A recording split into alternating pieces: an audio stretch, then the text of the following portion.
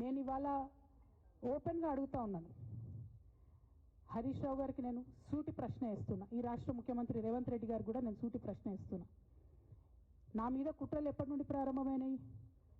ఎప్పుడైతే హరీష్ రావు గారు, రేవంత్ రెడ్డి గారు ఒకే ఫ్లైట్లో హైదరాబాద్ నుండి ఢిల్లీకో, ఢిల్లీ నుండి హైదరాబాద్లో ఒకే ఫ్లైట్లో వాళ్ళిద్దరు ప్రయాణం చేసి వచ్చినప్పుడు హరీష్ రావు గారు రేవంత్ రెడ్డి గారి కాలు పట్టుకొని సరెండర్ అయినాక ఈ కుట్రలు స్టార్ట్ అయినాయి. నా మీద ఈ స్టోరీలు స్టార్ట్ అయినాయి.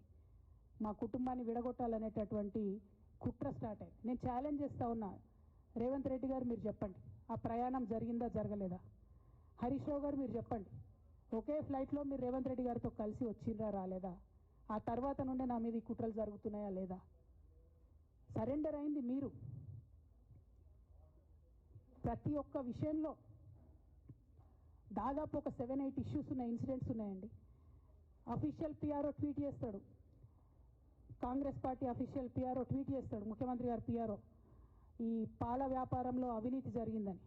తెల్లారి 2-3 పేపర్లలో వస్తుంది, 3వ రోజుకి మాయమైపోతుంది. అదే కేటీఆర్ గారినేమో 3 సార్లు విచారణ పేరుతో పిలిచి వేధిస్తారు. అంటే కేసీఆర్ కుటుంబం నికార్స్గా బరిగీసుకొని కాంగ్రెస్ పార్టీతో రేవంత్ రెడ్డితో కొట్లాడుతున్నాం కాబట్టి మా మీదనేమో కుట్రలు జరుగుతాయి, మా మీదనేమో కేసులు పెడతారు. మీ మాత్రం 1 or 2 days హెడ్లైన్స్ వస్తే తర్వాత న్యూస్ గాయబవుతుంది. ఎన్ని జరగలే చెప్పండి హరీష్ రావు గారి విషయంలో? ఫస్ట్ పాల వ్యాపారం మీద ఏమొచ్చినాయి ఆరోపణలు? ఆనాడు బీఆర్ఎస్ పార్టీ గవర్నమెంట్లో SC ST BC హాస్టళ్లకు Harish Rao గారి పాల వ్యాపారం నుంచి పాలు సప్లై చేసిరనే ఆరోపణలు అయోధ్య రెడ్డి గారు ట్వీట్ చేసిండ్రు. గతం 2 రోజులు పోయిన ఆరోపణ. ఎందుకు? సరెండర్. నెక్స్ట్ ఒక అభియోగం చేసిరు ముఖ్యమంత్రి గారు, రంగనాయక్ సాగర్ దగ్గర ఆయన ఫామ్ హౌస్ ఉంది, అది ప్రభుత్వ భూమి, కబ్జా చేసిండని. 1 day headline, 3rd day news గాయబ్. No case, nothing. కేటీఆర్ పరిస్థితి ఏంటి? ఎన్ని కేసులు పెట్టిరు కేటీఆర్ అన్న మీద? ఎన్నిసార్లు పిలిచిండు విచారణకు? ఇవన్నీ పక్కన పెడదాం. నిన్నటి లేటెస్ట్ ఇష్యూ మాట్లాడదాం.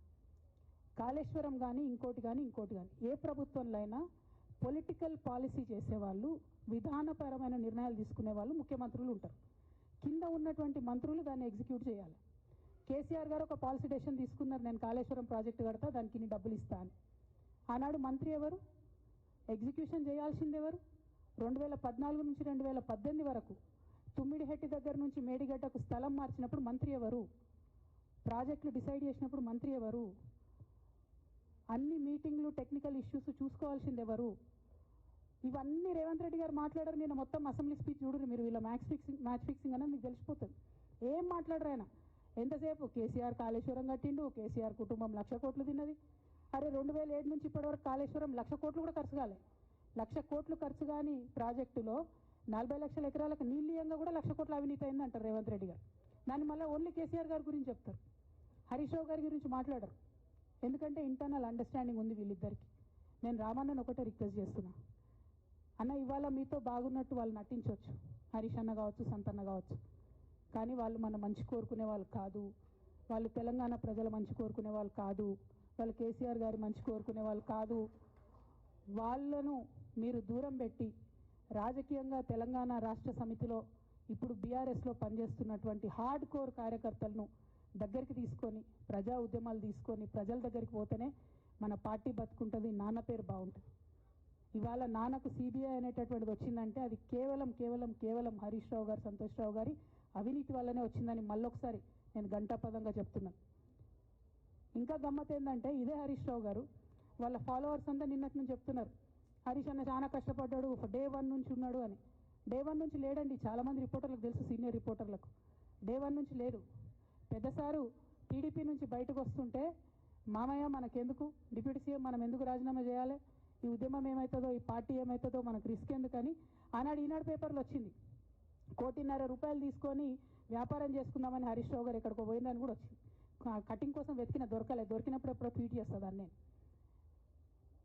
బీఆర్ఎస్ పార్టీ ఆనాడు టీఆర్ఎస్ పార్టీ పెట్టినాక 9-10 నెలల తర్వాత వచ్చింది హరీష్ రావు గారు. డే 1 నుంచి లేరు. నమ్మకం లేకుండా ఆయన పార్టీ నిలబడుతుందో ఉంటుందో పోతుందో అని. ఓకే అయిపోయింది. రాగానే సారు పెద్ద హృదయం కాబట్టి క్షమించిరు, దగ్గర తీసుకున్నారు, ఎమ్మెల్యే కాకముందే మంత్రి ఇచ్చిర్రు, అన్ని రకాలుగా ఆదరించిరు, అన్నీ చేసిండ్రు. ఎప్పుడైతే పార్టీకి ఒక్క క్షణం చెడ్డ పేరు వచ్చిందో ఎక్కడ పోయిండండి ఈయన? చక్కగా పోయి వైఎస్ రాజశేఖర రెడ్డిని కలవలే? మీ అందరికి గుర్తులేదు ఆ ఫోటో? సీనియర్ నాయకులందరికీ బాగా మాట్లాడతారు, అన్ని దగ్గర ఉన్నా, నేనే ఉన్నా, నేను ఎక్కడ లేను. నిన్న పాపం చాలా మంది ఈ కొత్త కొత్త సోషల్ మీడియా పిల్లలు ఉన్నట్టు వాళ్ళకి హిస్టరీ తెలియదు అనుకుంటా, అందుకే చెప్తున్నా ఇవాళ. అదేవిధంగా నేను పెద్ద ట్రబుల్ షూటర్ అంటాడు. ట్రబుల్ షూటర్ కాదు, ఈజ్ అ బబుల్ షూటర్. ఆయన ఏంటంటే ట్రబుల్ ఆయనే క్రియేట్ చేస్తాడు, చేసి నేనే సాల్వ్ చేసినట్టు నటిస్తాడు. నేను లేటెస్ట్ ఎగ్జాంపుల్ చెప్తా పట్టురు. నేను మొన్న దాసోజు శ్రవణ్ అన్న ఎలక్షన్ ఎమ్మెల్సీ ఎన్నికలలో బీఆర్ఎస్ పార్టీ డిసైడెడ్ ఒకటే క్యాండిడేట్ని పెడదామని. కానీ హరీష్ రావు గారు ఇంటర్నల్గా బీజేపీ వాళ్ళతో మాట్లాడుకొని ఏం చెప్తారంటే, మీ దగ్గర నుంచి ఒక క్యాండిడేట్ని ఇవ్వండి, నేను మామయ్యని కన్విన్స్ చేసి రెండో క్యాండిడేట్కి పెట్టిస్తా అంటే he wants to create a trouble. ఈ క్రైసిస్లో ఆల్రెడీ మన పార్టీలోకి వెళ్ళి 10 మంది ఎమ్మెల్యేలు వెళ్ళిపోయినాక, 38 మందిలో 10 మంది పోయినాక నువ్వు ఇంకో సెకండ్ క్యాండిడేట్ని పెడితే ఎంత కన్ఫ్యూజన్ అవుతుంది? ఎవరెవరు ఎటెట్ ఓట్లు వేస్తారు? అంటే హార్స్ ట్రేడింగ్కి ఈయన ట్రబుల్ షూటర్ గారు ట్రబుల్ని ఓపెన్ చేస్తారు అన్నట్టు. నాకెందుకో లక్కీగా ఒక బీజేపీ ఎమ్మెల్యే గారు ఫోన్ చేసి, అక్క మరి పెద్దసారి పర్మిషన్ ఉందా హరీష్ అని ఇట్లా అంటున్నారంటే, నేను డైరెక్ట్గా పెద్దసారికే ఫోన్ చేసి నాన్న మరి ఇట్లా అంటున్నారు, మనం సెకండ్ క్యాండిడేట్కి పర్మిషన్ ఇస్తారంటే, nothing doing, only Shravan will get elected, ఎవరు చెప్పారు మీకు అన్నారు. అంటే నేను ఆ విషయం వెంటనే అటువైపు కన్వే చేసిన, లేదండి మాకు అట్లాంటి ఆలోచన లేదు. ఎందుకు ఈ రీసెంట్ ఎగ్జాంపుల్ చెప్తున్నా ఇవాళ అంటే, హరీష్ రావు గారు ట్రబుల్ క్రియేట్ చేసి ట్రబుల్ని మాఫీ చేసినట్టుగా ప్రయత్నం చేస్తారు. బీఆర్ఎస్ కార్యకర్తలందరికీ నేను నా తమ్ముళ్ళకి రిక్వెస్ట్ చేసి చెప్తున్నా, మా చెల్లెలకు రిక్వెస్ట్ చేసి చెప్తున్నా, మీకు పెద్ద స్థాయిలో జరిగే అన్ని విషయాలు తెలియకుండా అందరూ మన వెల్ విషర్స్ అనుకుంటారు. అది మీ తప్పు కాదు, ఎందుకంటే కేసీఆర్ సార్ అంత ఓపెన్ మైండ్తో ఓపెన్ హార్ట్తో ఉంటారు కాబట్టి బీఆర్ఎస్లో ఉన్న అందరూ అట్లే ఉంటారు అనుకుంటారు. కానీ చాలా మందికి చాలా హిడెన్ ఎజెండాస్ ఉన్నాయి. ఓ పక్క కాంగ్రెస్తో కలిసి ఉన్నారు, ఇంకో పక్క బీజేపీతో మాట్లాడుతున్నారు, ఎవరితో అవసరమైతే అటు మాట్లాడుతున్నారు. అదేవిధంగా 2018 ఎన్నికలలో హరీష్ రావు గారు 20-25 మంది ఎమ్మెల్యేలకు ఎన్నికలలో అడిషనల్ ఫండింగ్ ఇచ్చారు, పార్టీ ఇచ్చింది కాకుండా.